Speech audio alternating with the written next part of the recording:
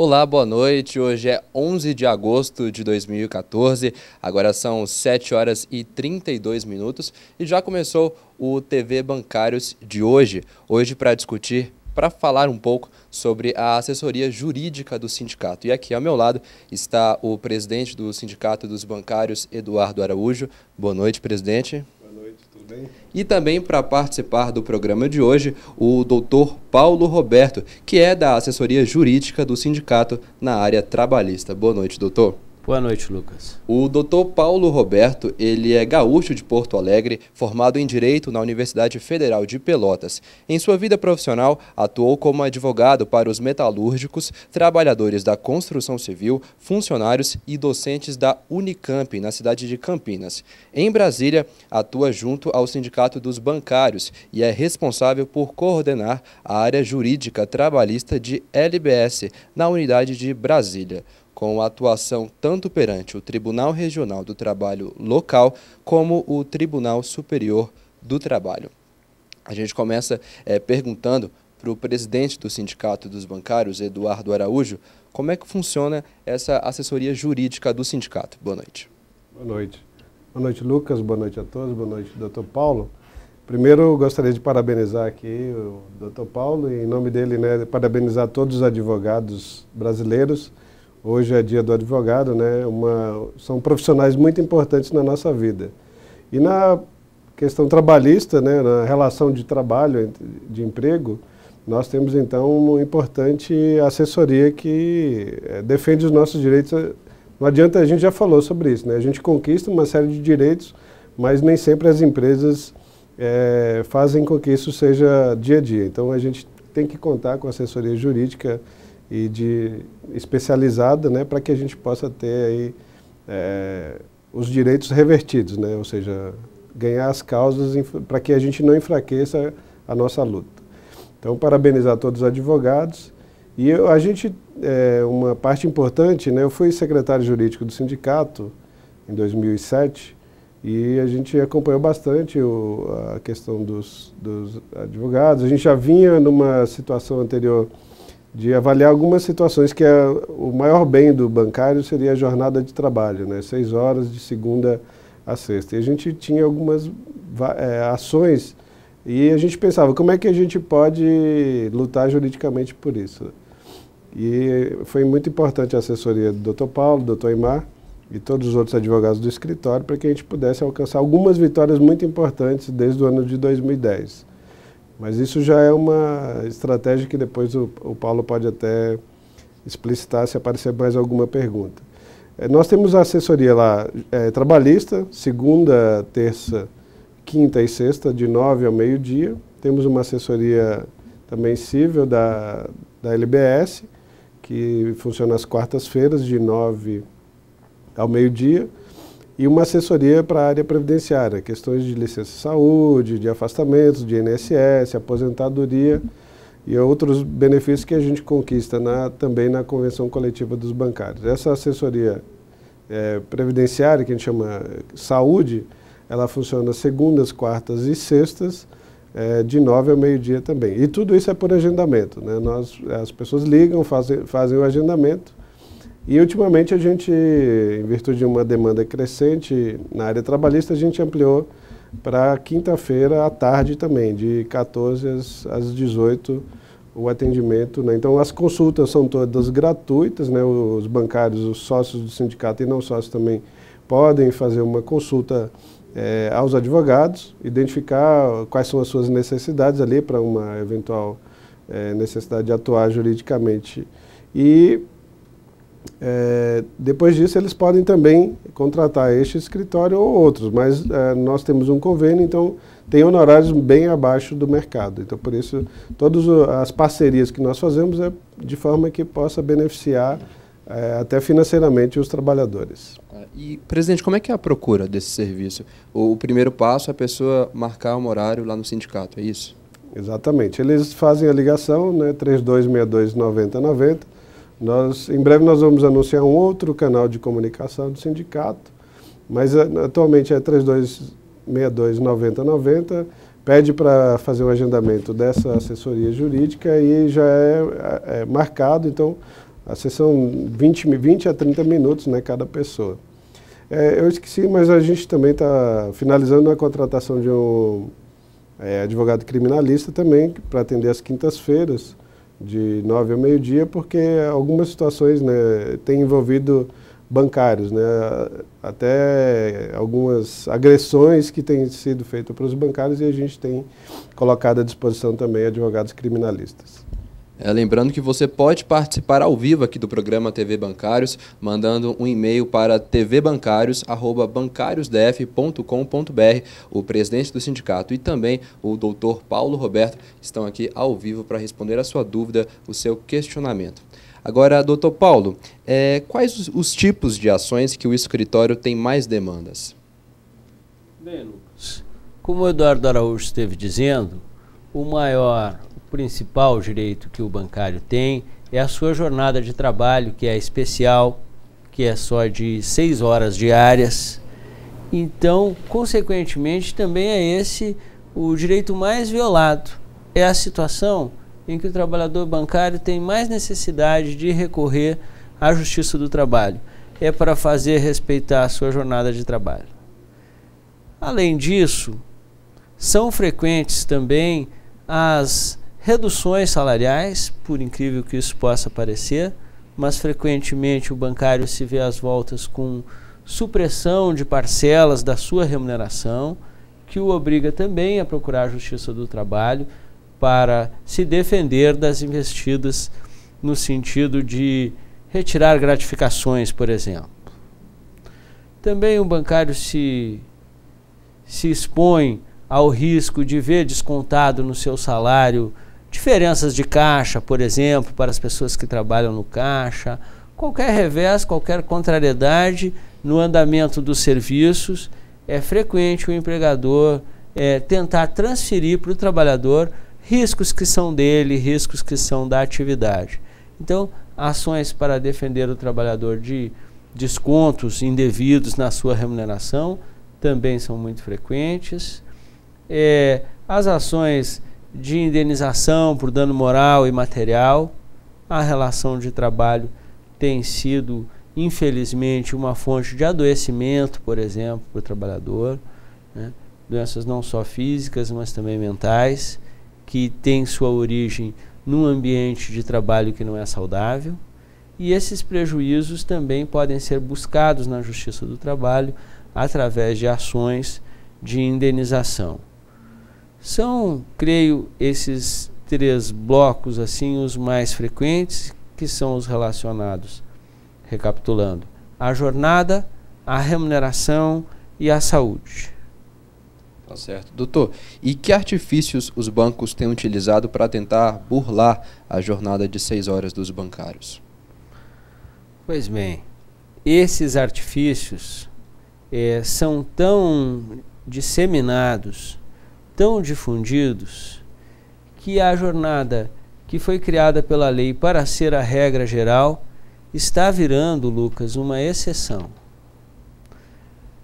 O artifício, então, é impor ao trabalhador uma jornada de 8 horas de trabalho, dizendo que as atribuições dele são tão especiais que ele é uma exceção e que ele não merece a jornada geral de 6 horas, mas que por ser um cargo muito especial, ele cai numa exceção legal e deve trabalhar 8 horas. Esse é o principal artifício.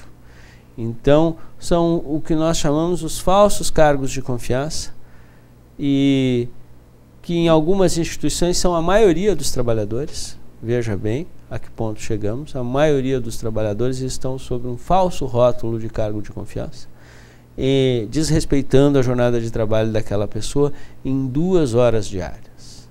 Esse é um grande artifício. Há outros. Por exemplo, a violação dos sistemas de controle de ponto. Para que o trabalhador possa receber pela duração inteira da sua jornada, ele precisa ter um controle de jornada fiel, um documento que espelhe que horas ele chegou no trabalho e que horas ele saiu.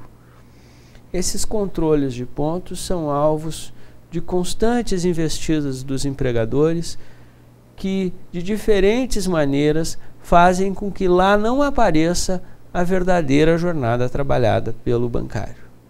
Então, nós temos os falsos cargos de confiança e as violações dos sistemas de ponto, como assim as constantes investidas para prejudicar o trabalhador de usufruir de um direito conquistado a duras penas, que é a sua jornada de trabalho.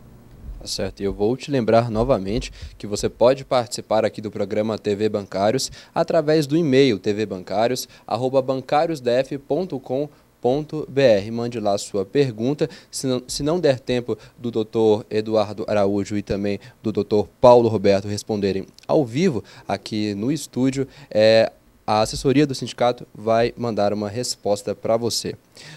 Dr. Paulo Roberto, uma das estratégias dos sindicatos é ampliar a questão do ramo, mas ainda há contradições, como a que diz respeito às contradições diferenciadas.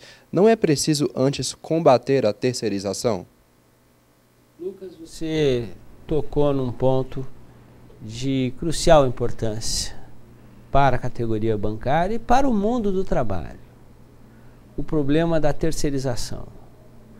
Eduardo Araújo esteve no ano passado empenhado aí na liderança da categoria, no combate a um projeto de lei que ficou muito conhecido, o projeto de lei 4.330, que se pretendeu aprovar no Congresso Nacional uma ampliação da permissão legal para terceirizar serviços no Brasil, o que é inadmissível. A terceirização hoje, da maneira como está, ela traz muita desproteção, ela traz muito desvirtuamento da lei e jamais poderia ser ampliada como se pretendeu por aquele projeto que, naquele momento, os trabalhadores saíram vitoriosos com muita mobilização. Mas temos sim que combater a terceirização. E o que é a terceirização, assim, o que ela ameaça tanto o trabalhador? Eu dou um exemplo, Lucas. A norma coletiva dos bancários, o acordo coletivo de trabalho dos bancários, é um patrimônio dessa categoria que ela vem construindo ao longo de sua história, mas fortemente nos últimos 20 anos. A Convenção Coletiva de Alcance Nacional do Trabalhador Bancário, ela tem 20 anos, não é isso, Eduardo Araújo? Sim. Ela iniciou em 92, né, quando nós tínhamos ainda somente bancos privados assinando a convenção. E nos últimos 10 anos aí nós conseguimos ampliar para os bancos públicos. Então, esse patrimônio, com tantos anos, com tanta luta, ele traz um rol de direitos para essa categoria de trabalhadores. Como é que os empregadores trabalham então com a terceirização? Eles transferem atividades que são próprias do bancário para uma determinada empresa e dizem que aquele serviço não é bancário, que aquele serviço é, por exemplo, comércio, sem nenhum demérito para os co-irmãos, os trabalhadores comerciários. O fato é que aquele empregador está procurando tirar aqueles trabalhadores da proteção da sua convenção coletiva. Ok. O programa TV Bancários vai fazer um rápido intervalo. Enquanto isso, você pode ir mandando a sua pergunta, que o doutor Paulo Roberto e o presidente do Sindicato dos Bancários, Eduardo Araújo, estão aqui no estúdio para te responder ao vivo. A gente volta já já.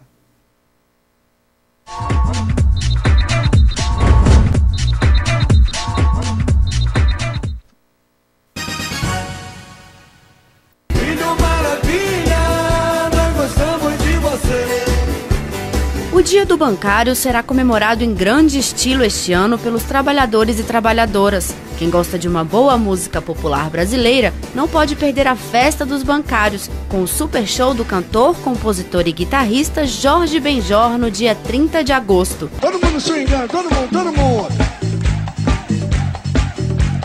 Este ano, a festa terá novidades. Para receber o convite, que será personalizado com o código de barras, o bancário sindicalizado precisa se cadastrar no site do sindicato www.bancariosdf.com.br. O cadastro pode ser realizado até o dia 11 de agosto. Após essa etapa, os convites serão entregues pelo sindicato nos locais de trabalho. Cada bancário sindicalizado tem direito a uma cortesia válida para 2 pessoas, o bancário e mais um acompanhante. E se você não é sindicalizado, associe-se já. A ficha de sindicalização está disponível no nosso site. Fortaleça a luta da categoria por melhores condições de trabalho.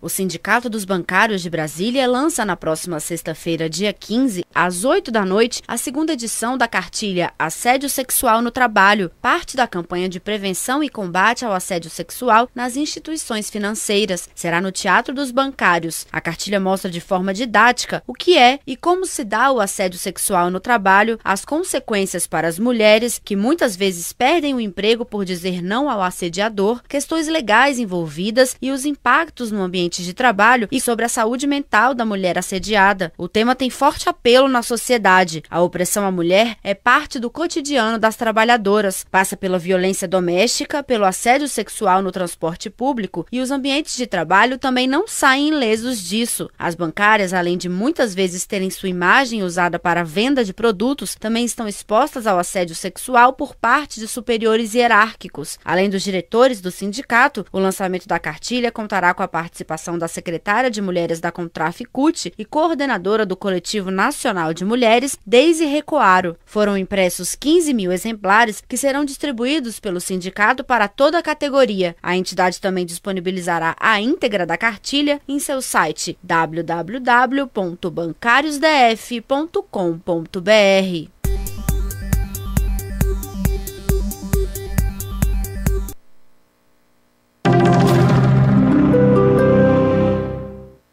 Quer comprar uma TV nova ou um carro 0 km? Pretende fazer uma viagem inesquecível ou realizar o sonho da casa própria? O sindicato possui uma nova parceria que vai facilitar essas e outras necessidades dos trabalhadores. Trata-se do programa de vantagens Seu Negociador, que pode ser acessado pelo site www.vantagensbancarios.com.br. A iniciativa oferece benefícios voltados para a aquisição de bens e serviços em diversos ramos do mercado. Os bancários associados ao sindicato já podem utilizar este pacote de vantagens e podem entrar no site com um e-mail cadastrado no sindicato e digitar a senha padrão 123456. Em seguida, o associado deve redefinir sua senha e atualizar seu cadastro. São vários benefícios à disposição da categoria. O principal deles é a Central Negociador, onde o trabalhador pode solicitar negociações para reduzir o valor da compra de um determinado bem ou serviço, de uma viagem a um carro. Outro benefício oferecido pelo site é o serviço de parceiros cadastrados, que disponibilizam uma lista de vantagens pré-definidas aos bancários. Além disso, os usuários possuem benefícios do www.porumabagatela.com.br, um site de e-commerce que também oferece aos associados produtos com descontos. Entre as vantagens está o serviço de classificados, em que os bancários têm acesso tanto aos bens e serviços cadastrados por outros usuários, quanto a possibilidade de registrarem o próprio anúncio gratuitamente.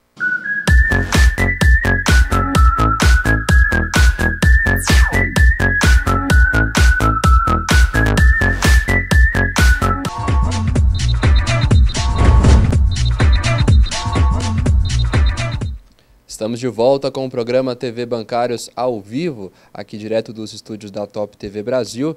E, Dr. Paulo Roberto, vamos continuar aí falando sobre terceirização. 3 bancos estão procurando o sindicato para internalizar atividades terceirizadas. Por quê?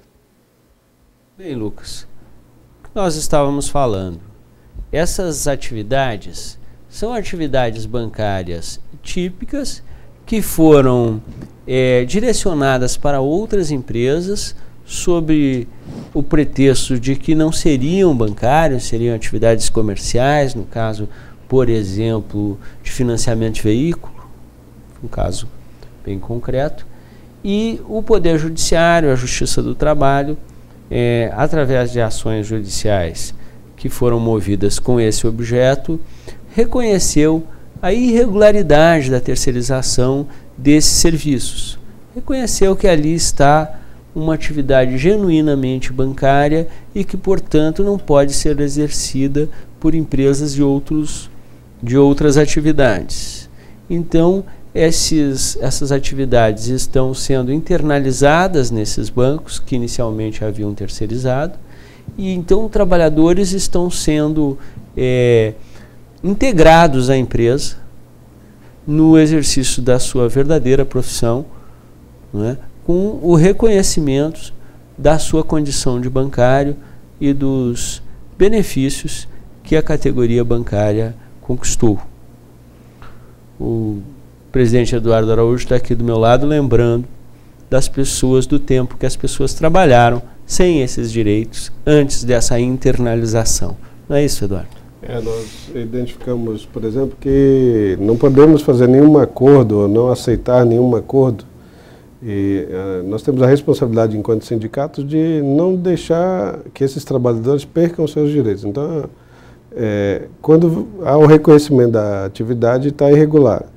E você tem que fazer a migração para a nova categoria, não pode deixar de cobrar o passivo trabalhista. Ou seja, durante todo esse tempo eles foram enquadrados de forma equivocada e recebendo menos do que teria direito, né? Não tinham PLR, não tinham um piso salarial adequado. Então esses são direitos que não podem ser negligenciados nem pelo sindicato, nem pelo próprio trabalhador, porque esses bancos não dão garantia nenhuma de emprego para essas pessoas. E nós temos que, politicamente, fazer esse debate com os trabalhadores e colocar o escritório à disposição para que essas pessoas, né, que trabalham nessas atividades e não estavam enquadradas como bancário possam requerer esses direitos. E aí a gente está falando de montantes aí de R$200 mil, né, durante anos sendo negligenciados pelos bancos. Certo. Doutor Paulo, como funciona o protesto interruptivo de prescrição no caso das ações de 7ª e 8ª horas? Bem, Lucas, o protesto é um instituto, como se diz nos meios jurídicos, é um instituto que foi criado no direito civil e serviu aos cidadãos e aos particulares nas relações civis para que uma pessoa formalizasse perante outra a intenção de demandar a respeito de determinada pretensão. Servia para que a pessoa levasse formalmente ao conhecimento do seu vizinho, muitas vezes, de alguém que comprou algo ou que lhe vendeu algo, que aquela relação não estava pacificada, que aquela pessoa pretendia levar aquele pleito ao judiciário. Para isso servia.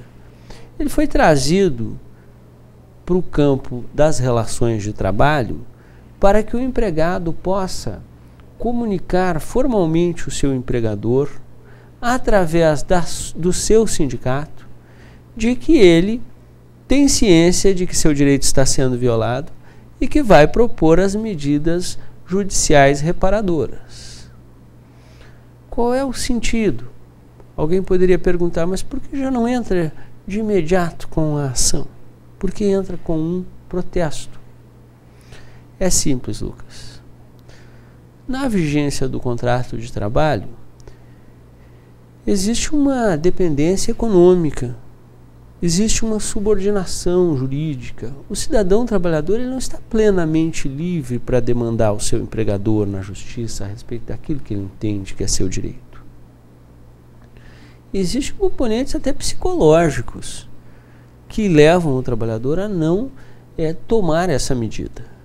Então o protesto judicial é o sindicato agindo em nome dele, não tem esse constrangimento pessoal, é o sindicato agindo em nome dos trabalhadores da categoria e avisando, Por exemplo, lá naquela primeira questão que nós conversávamos, a pessoa tem direito a uma jornada de 6 horas, está trabalhando 8. Ela avisa, não estou contente com isso.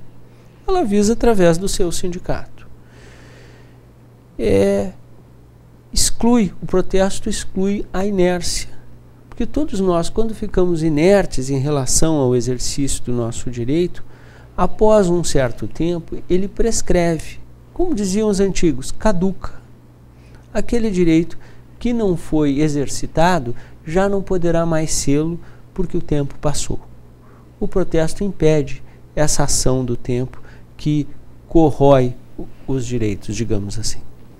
E, doutor, por que juízes de primeira instância não têm admitido a substituição processual pelo sindicato em ações de grupos homogêneos? Meu caro, as ações coletivas, elas têm enfrentado algumas resistências. Eu atribuo essas resistências ao fato de que a ação coletiva ainda é relativamente nova. Se nós olharmos para trás, nós podemos dizer assim, que há 100 anos existem demandas trabalhistas no nosso país. Estou falando sem rigor científico, mas também sem margem de erro. Eu posso afirmar que há 100 anos existem demandas individuais. Mas demandas coletivas, faz 20 ou 30 anos que elas estão se constituindo, estão ganhando envergadura, estão se encorpando. Então eu atribuo a um pouco ao que ela tem de nova. O que ela tem de nova é que traz alguma dificuldade, alguma estranheza, como às vezes temos encontrado, e nossa categoria acompanha passo a passo, temos encontrado alguns resultados parcialmente desfavoráveis, vindos de decisões de primeira instância. Eu atribuo a isso, podemos desenvolver mais esse assunto em outra oportunidade. Penso que por hora essa questão da novidade é a que se destaca nas resistências que encontramos. E quais são os benefícios da ação coletiva? O principal benefício da ação coletiva eu gostei muito de uma expressão que o ministro Aires de Brito usou num debate no Supremo Tribunal Federal quando se discutia a ação coletiva. Ele disse assim: a ação coletiva tira o trabalhador da linha de tiro. Uma expressão simples, direta, uma expressão feliz. O primeiro benefício da ação coletiva é que o trabalhador não fica exposto ao seu empregador às possíveis retaliações por exercer o direito de ação. Ele está protegido pela sua entidade de classe. Porque o autor da ação coletiva, Lucas, não é o trabalhador, é o sindicato. Quem quiser consultar aquela ação, por exemplo, no sistema informatizado da Justiça, não encontrará lá o nome daquela pessoa, mas encontrará o nome daquela entidade sindical. Então, o primeiro benefício chamamos de despersonalizar a ação. Outros benefícios: maior celeridade. Com uma só audiência, um juiz pode resolver o problema de uma centena de pessoas ou mais. Se fossem individuais, seriam 100 audiências, nesse exemplo que eu estou dando aqui. E aí junto, eu falei da celeridade, vem junto a economia, olhando com o olhar da sociedade. A sociedade brasileira tem mais prestação jurisdicional, mais solução de litígio, com menos gasto, com menos tempo. Nesse sentido. E ainda, estou aqui lembrando, a uniformidade. Nesse exemplo hipotético de 100 ações individuais, nós poderíamos ter algumas favoráveis, outras desfavoráveis. Nós teríamos, então, uma variação de soluções para a mesma situação que não é socialmente valiosa. A ação coletiva, ela uniformiza essa solução. Certo, doutor. Nós estamos quase chegando ao final aqui do programa TV Bancários. Eu tenho uma última pergunta para o senhor. Eu queria saber o que mudou na complementação da aposentadoria. Recentemente, o Supremo Tribunal Federal, no dia 20 de fevereiro de 2013, decidiu que as ações judiciais que discutem complementação de aposentadoria devem ser processadas e julgadas pela Justiça Comum. Essas ações vinham sendo tratadas pela Justiça do Trabalho. Essa notícia, ela ecoou e algumas vezes, talvez por não ter vindo com uma informação, com um esclarecimento, fez o trabalhador pensar que isso significaria algum retrocesso. É importante as pessoas confiarem no Poder Judiciário, procurarem a Justiça Comum, que hão de encontrar lá a mesma prestação, o mesmo atendimento, a mesma solução que a Justiça do Trabalho lhes dava.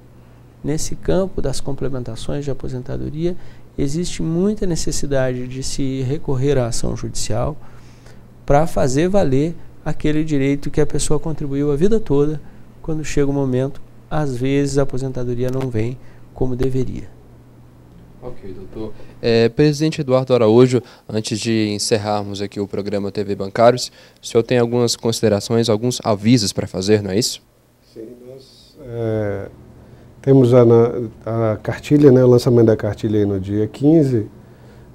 Convidamos a todos a participarem, né, cartilha de assédio sexual.